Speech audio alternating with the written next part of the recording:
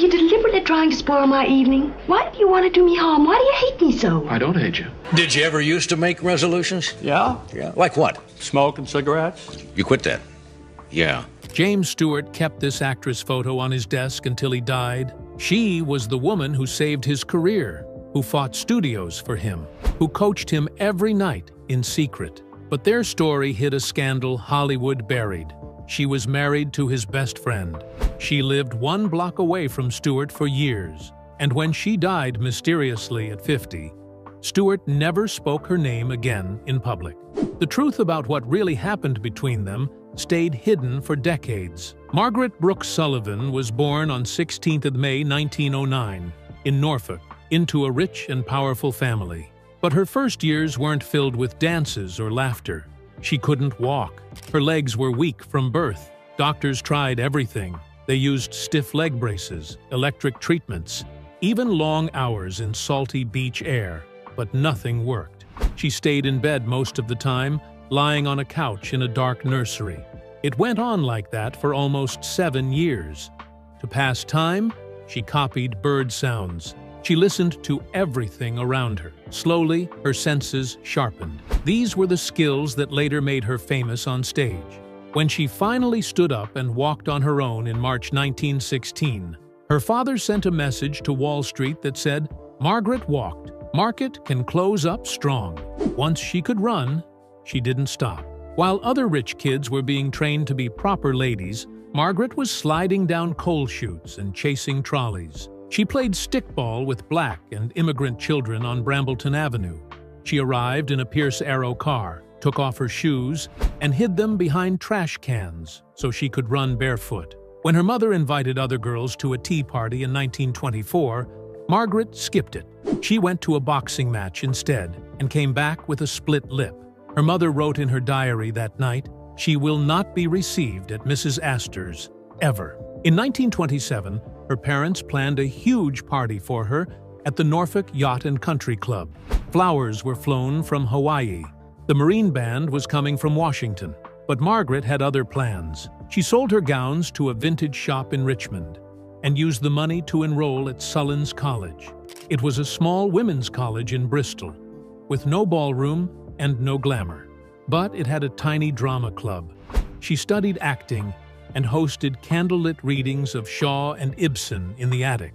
She even got in trouble for pretending to be men during the plays. In June 1929, she stood by the road with her thumb out and hitchhiked to Cape Cod. She wanted to audition for the University Players, a theater group that used a $12,000 wooden building near Old Silver Beach. She got a role. Her co-star was a 24-year-old named Henry Fonda. Jimmy Stewart, shy and quiet, showed up soon after to help build the sets. Everyone lived in tiny beach shacks, shared one bathroom, and ate clam chowder made from whatever they found in the sand. They were fined 25 cents for every missed line. That money bought kerosene for the lights. Those nights around the fire built friendships that lasted for decades. Sullivan pushed Stewart hard. She forced him to say his lines faster. He said she cured his stammer. Her Broadway debut came on 12th of January 1926. It wasn't a quiet, elegant play. It was a wild musical called Hello, Lola. Margaret stood out right away. Critics called her a delinquent cherub. The show ran 47 nights, which was pretty good for the time, but in 1931, she took a big risk. She starred in a bold feminist play called A Modern Virgin. Her character talked about birth control in front of Wall Street men. Some people in the audience yelled, "Harlot!" and the play shut down after 29 shows. Her parents left halfway through, embarrassed. But director Frank Borzage noticed her courage. Years later, he cast her in The Mortal Storm with Jimmy Stewart. Margaret arrived in Hollywood on 16th of May 1933, her 24th birthday. She went straight to Universal to watch the first cuts of her movie, Only Yesterday. She hated what she saw. To her, it looked fake. She thought her acting seemed stiff and her face looked older. She went to the studio and offered $20,500 to cancel her contract. That was more than most Americans made in a year during the Great Depression. They said no. They had already spent more than that on her wardrobe and tests.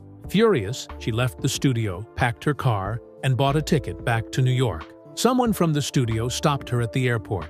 After a long talk, she agreed to stay, but only if she could approve the script and avoid long retakes. That was rare for a newcomer. Back then, studios trapped young actresses in 5-year deals. They paid $350 a week and controlled everything. Paramount and Columbia even offered her $1,000 a week. She said no. She wanted freedom. Instead, she signed a 3-year contract with Universal. She got $1,200 a week, only had to do 2 films per year, and could spend every summer acting in plays. In 1936, she used that deal to leave town and perform in stage door for 169 shows. When she came back, she made Next Time We Love. Lawyers hated her contract, agents loved it.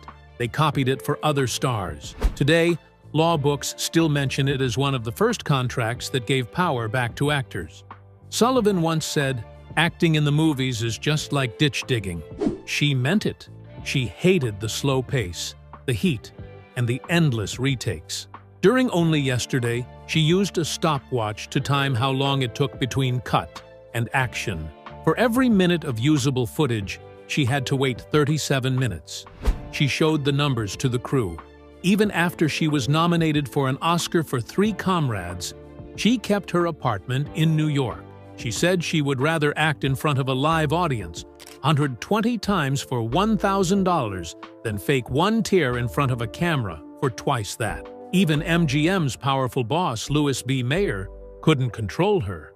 In 1938, he tried to force her into a role next to Clark Gable. She pointed to a clause in her contract and refused. Mayer lost his temper, slammed a folder on the table, and tried to scare her. She stayed calm. She said she'd leave Hollywood that same day and give up all her pay before she played a part she didn't like. His hand was shaking when he signed her release. The whole town heard about it. Variety ran a headline, "Sullivan plays hardball with LB." Other stars started asking for more control, just like she had. It was a freezing night in late 1932. A few young actors huddled near a radiator behind a Broadway stage door. They had just finished rehearsing a small comedy play called Carrie Nation. Among them was a tall, awkward 23-year-old named James Stewart. He wasn't sure he belonged there. His voice trembled on stage. His lines didn't land. He quietly told the others that maybe he'd quit and go back to school to finish engineering at Princeton. But before he could finish the thought, Margaret Sullivan, just a year older, looked at him and said, "Jim, in 5 years, you'll be Hollywood's biggest discovery. Remember, I said it." Nobody laughed. Nobody even questioned it. She said it like it was already true. Back then, Stewart had failed 5 straight Broadway auditions. He made just $35 a week. But Sullivan didn't flinch. 4 years later, Stewart was tired of waiting. By January 1936, he had been buried in 8 forgettable MGM films. He was frustrated and wanted out. He told a talent scout he wanted to break his 7-year contract.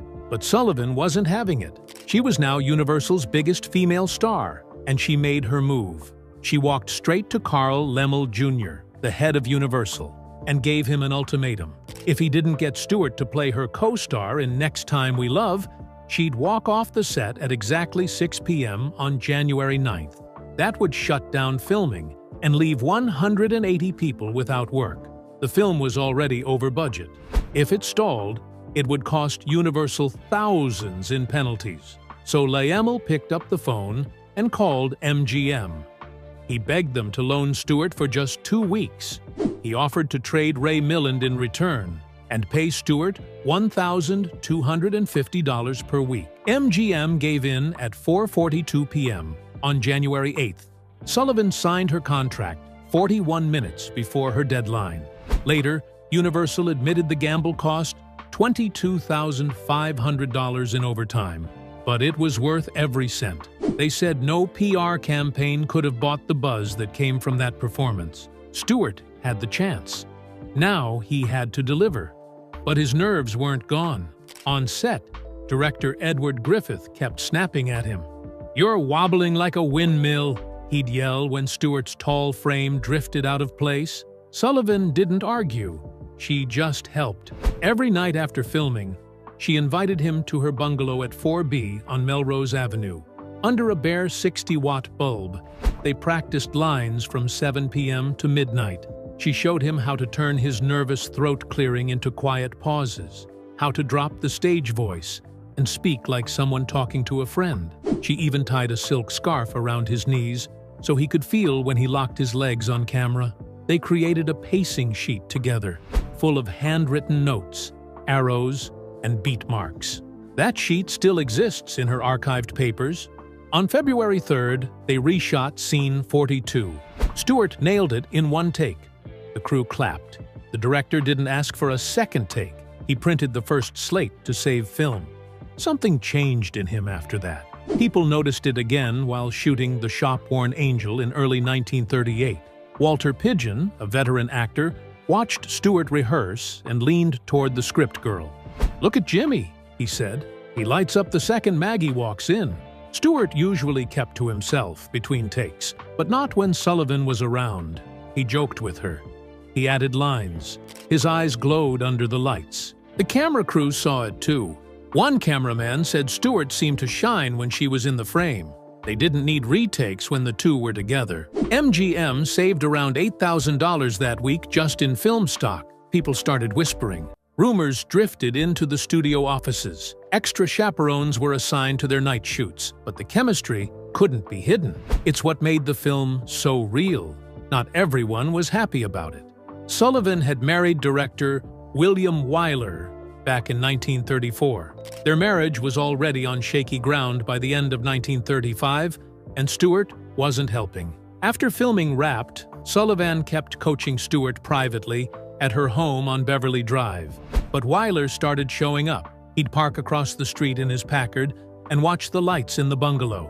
One night, someone said he barged onto a Universal set and barked at Stewart, "If you love rehearsal so much, do it on your own time." Things boiled over on January 28, 1936, during a voice dubbing session. Wyler exploded. He accused Sullivan of secretly directing Stewart. The studio boss had to step in, but it was too late.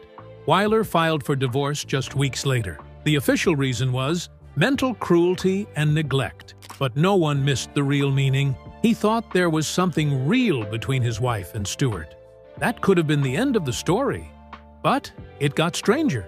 Just 8 months after the divorce, Sullivan married someone else, Leland Hayward, a powerful Hollywood agent. They bought a house at 1143 Roxbury Drive. The twist?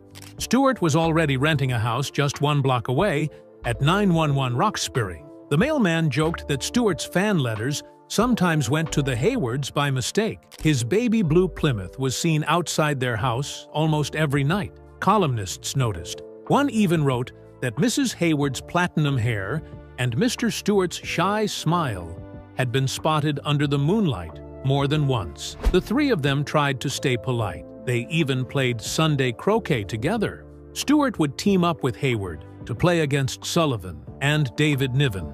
But behind the laughs, the rumors never stopped. As Stewart's career exploded in 1939, MGM told him to move. They didn't want any scandals before Mr. Smith Goes to Washington came out. When James Stewart first stepped onto the Universal lot in August 1935, he was 27 and unsure of himself. He had only 17 lines of screen dialogue to his name. He spoke too slowly, moved too broadly, and the director almost replaced him by the end of the first week. But Margaret Sullivan didn't let that happen. She was already an Oscar nominee. She saw something in him. Every night, she called him to her dressing room. They ran lines together. She made him rehearse tongue twisters with a cork in his teeth to fix the stammer that would later make him famous. Slowly, he changed. Studio memos dated September 13th said he was now carrying romantic weight. When the movie came out on January 16, 1936, Variety praised his fresh, sincere appeal. One MGM executive said he barely recognized the man who came back. From that point on, Stewart kept a photo of him and Sullivan. Taken during a break on stage 12, framed on his desk until he died in 1997. 2 years later, they worked together again in a film called The Shop-Worn Angel. Filming started on May 31st, 1938. By the second week, their co-star Walter Pidgeon told friends he felt invisible. Every scene drifted toward Stewart and Sullivan. They didn't mean to steal the spotlight, but it just happened. Even when the director tried changing the camera angles to give Pidgeon more space. Preview cards from July 21st only talked about Jimmy and Maggie's magic. After filming, Stewart would wait outside her dressing room just to walk her to her car, even though her husband was there. Life magazine ran a photo spread with the title, "A Love Too Tender for War." It had 8 photos of Sullivan and Stewart. Pidgeon got one. Fan mail jumped from 200 letters a week to 1,900 the month the movie came out, November 5th, 1938. The film made a modest $1.2 million, but what people remembered most was the chemistry. That's when Hollywood realized this pairing could overpower anyone else on screen. Then came The Shop Around the Corner in 1940. Ernst Lubitsch directed it. He told a reporter on January 17, the day of the press junket, that this was the best film he'd ever made. That meant something. He had made Ninotchka and Trouble in Paradise. The scenes between Sullivan and Stewart were sharp but gentle. For one key moment, she insisted on rehearsing it 37 times to get the rhythm right. Stewart improvised the final line, "I've been looking all over for you," and it landed like a whisper wrapped in thunder. The opening week in New York only brought in $27,000, but people talked. Word spread. By the end of the year, it was on the top 10 lists of the New York Times, Film Daily, and the National Board of Review. In 1999, it was added to the National Film Registry. Lubitsch never worked with them again. He once told Billy Wilder, "I couldn't top that chemistry if I lived to be 100. Later that year came The Mortal Storm. It premiered on June 14, 1940, just 3 weeks before Hitler entered Paris. It was the first major MGM film to show the Nazis as they really were. Sullivan and Stewart played lovers trapped in 1933 Germany. Director Frank Borzage told them to underplay everything, to speak like the words were burning their mouths. In one scene, Sullivan says, "You're fighting something bigger than all of us." Audiences sat frozen for 20 seconds. Germany responded quickly. On June 30th, Joseph Goebbels banned every MGM movie from the country. That single decision cost the studio $1.4 million overnight. But in America, the effect was different. Colleges saw a 60% rise in students signing up for classes about European affairs. Stewart left for the Army by December. Sullivan left Hollywood and returned to Broadway. Their final scene together showed them clinging to each other on a snowy pass as gunfire echoed. It felt like goodbye, and it was. But their story didn't start on a movie set. It started in Baltimore Christmas Day, 1931. Margaret Sullivan married Henry Fonda while on tour with the University Players. It lasted 15 months. They argued about everything: lines, toothpaste, life. But they shaped each other. Fonda learned he had a temper. Sullivan learned how far she could push someone. Fonda taught her how to walk on her hands. She helped him through stage fright. They even hosted James Stewart on their sofa. After they split in March 1933, Fonda still named his daughter Bridget, after Sullivan's future child. Jane Fonda called her Aunt Maggie for years. The marriage ended, but its roots kept growing. Then came William Wyler. On November 25, 1934, he and Sullivan got married in Yuma, Arizona. The ceremony was so quick, a crackling radio almost drowned it out. The marriage didn't last long. Wyler hated that she made more money than he did. She started spending long nights coaching Stewart. Then she ended a pregnancy without telling Wyler. He found out through studio gossip. The divorce came through on March 13, 1936. They never worked together again. Years later, Wyler said she was the only actress who broke his heart. Meanwhile, Stewart admitted he tried to propose during those late-night sessions. None of them ever quite got over it. In November 1936, Sullivan married Leland Hayward, a powerful agent. She was already pregnant. Brooke was born 7 months later. Then came Bridget in 1940 and Bill in 1941. Hayward gave her everything: money, contracts, a Broadway role just for her. But he was always working. She was left raising the kids while going deaf. In August 1947, she found a love letter in his briefcase. It was from Nancy "Slim" Keith. Within 48 hours, Sullivan filed for divorce. It became official on April 20, 1948. Hayward married Keith 9 months later. Gossip columnist Luella Parsons wrote, "He traded the most husky voice in Hollywood for the slimmest waist in New York." But the damage was deep. Sullivan had a breakdown in 1955. Her kids later ended up in psychiatric care. Brooke wrote a book about it called Haywire in 1977. By 1949, Sullivan wanted peace. She met Kenneth Wagg, a quiet English banker. They had tea at the Savoy in London. They married on August 30, 1950. He promised her no scripts, no agents, just Mozart and gardens. She was just 32 when she shocked MGM. At the peak of her fame, with theaters ranking her above names like Joan Fontaine and Ingrid Bergman, she turned down every new film offer. She said she wanted to have supper with her children every night. People thought she was walking away. But it wasn't a retreat. It was a move that let her earn more money, stay with her kids, and keep her freedom. In 1943 and 1944, she starred in a Broadway play called The Voice of the Turtle. It ran for 635 shows and made around $2.3 million. That's close to $40 million today. Columbia Pictures begged her to turn it into a film. She said no. She said that role belonged to the stage. And she wasn't bluffing.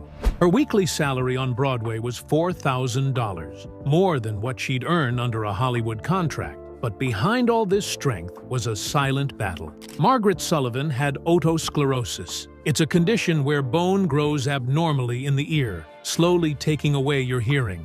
It started in her 20s. By 1957, she had lost 40% of her hearing in the left ear and 35% in the right.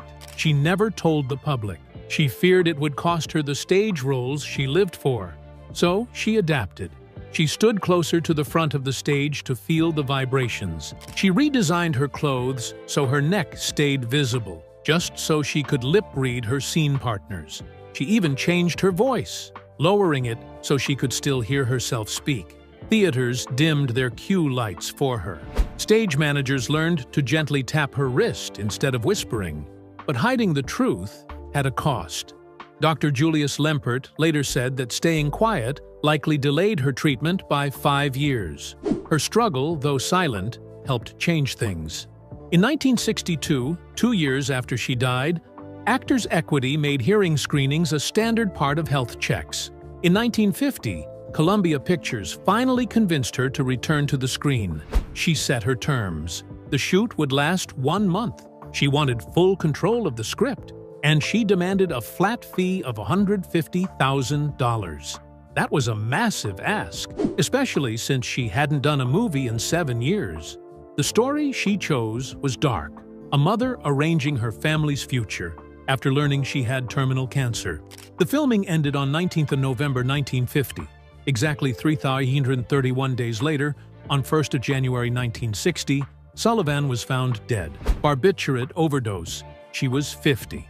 That wasn't the only eerie detail. During filming, the medical chart used as a prop listed the character's death date as January 1st. Even the film's early title had been Prelude to Darkness. The studio changed it at the last minute. Critics had called the story too morbid, but in time, the story mirrored her life, almost too perfectly. In March 1955, something broke inside her. She collapsed after hearing that 2 of her teenage children wanted to live with their father, Leland Hayward. Her daughter Brooke later said the crying was so loud, she had to cover her ears. Margaret crawled under her bed and refused to come out. Friends got her admitted, quietly, into the Payne Whitney Psychiatric Clinic in New York. She was listed under a fake name. The press never found out. She stayed for 10 weeks. It cost more than $15,000 back then, or about $180,000 today. She insisted on a private room, her own nurse, and 2 sessions a day with Dr. Frederick Hacker, who specialized in depression. When she finally left in mid-May, she was told to rest and avoid work, but the damage was done. Hayward had already filed for full custody. Not even Hollywood's biggest gossip writers caught wind of her breakdown. The truth only came out in her daughter's 1977 memoir. The custody fight dragged on. It shattered what little strength she had left. The hearings went from late 1955 through early 1957. Hayward's lawyers even used her hearing loss against her. They claimed she couldn't be trusted to care for kids because she might not hear them cry. Judge Harold Kaufman ruled in Hayward's favor. Margaret was allowed to see her kids only on holidays. A letter she wrote to Jimmy Stewart in December 1956 said everything. When they left, the house closed in.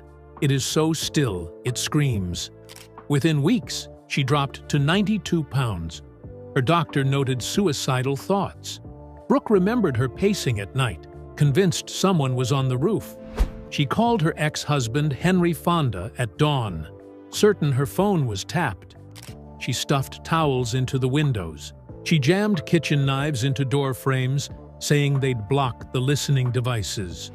Her grief and her hearing loss had twisted into something unbearable. In February 1957, she was rehearsing for The Deep Blue Sea. Audiograms showed that she could only hear about 15% from her right ear. Her left ear was even worse. The producers offered to replace her and still pay her. She said no. "I'd rather miss cues than miss rent." The play opened in March, and critics praised her intensity. What they didn't know was that she was often guessing her lines by reading lips. She kept going because she had to. Divorces from Henry Fonda, William Wyler, and Leland Hayward had drained her savings. She was also paying tuition for 3 children. Even though her doctors warned her to avoid loud noise, she took a summer tour. The orchestra pits were so loud they made her condition worse. By the end of that season, she needed a special bone conduction headset backstage, something that would later become normal for deaf actors. On the first day of 1960, just after 5:30 in the evening, her housekeeper unlocked room 2612 at the Taft Hotel in New Haven. Margaret hadn't answered any knocks. Inside, she was lying across the bed in her cardigan and rehearsal pants. Her script for Sweet Love Remembered was open to page 78. Her next line was circled in red. There was a glass of ginger ale on the table, and a secondal bottle that had been filled 2 days earlier with 30 capsules. Only 16 were left. The room was hot, 82 degrees. She had turned the heat up to soothe the pain in her ears. She had lost more than 40% of her hearing since 1948. Her husband, Kenneth Wagg, had dined with her just before 4 p.m. When he returned less than 2 hours later, the door was locked from inside. Paramedics got her to the hospital nearby, but it was too late. She was declared dead at 6:05 p.m., the first celebrity to die in the new decade.